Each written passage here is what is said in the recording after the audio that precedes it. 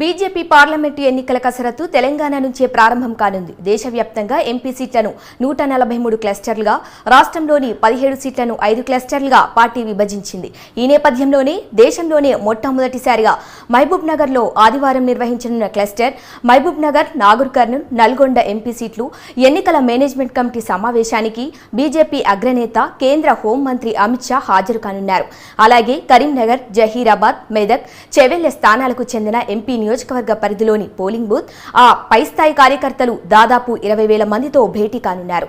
Greater Hyderabad లో మహిళా వృత్తి నిపుణులు, వివిధ రంగాల ప్రముఖులు, మేధావులతోనూ సమావేశం కానున్నారు.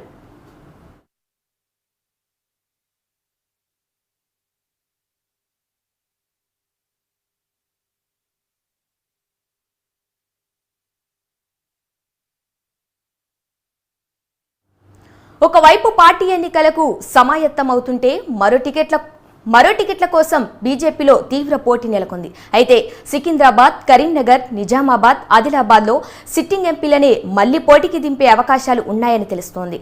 మిగతా 13 స్థానాల్లో వివిధ రూపాల్లో నిర్వహించే సర్వేల ఆధారంగా అభ్యర్థులను ఎంపిక చేస్తారని సమాచారం.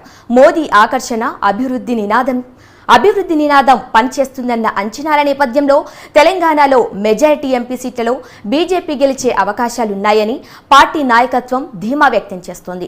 రాష్ట్రంలోని 5-6 మంది సిట్టింగ్ ఎంపీలు బీజేపీ వైపు చూస్తున్నట్లు పార్టీ నేతలు చెబుతున్నారు. వారు ఇప్పటికే పార్టీ నాయకత్వంతో టచ్లోకి వచ్చినట్లు ప్రచారం జరుగుతోంది. ఇదిలా ఉండగా రాష్ట్రంలోని మొత్తం 17 సీట్లలో 5 బీసీలకు, 3 రెడ్డి, 5 ఎస్సీ, ఎస్టీ, వెలమ, కమ్మ, బ్రాహ్మణ, లింగాయత్ లేదా వైశ్య సామాజిక వర్గాలకు ఒక్కొక్క చొప్పున కేటాయించే అవకాశాలున్నాయని పార్టీ వర్గాలు భావిస్తున్నాయి.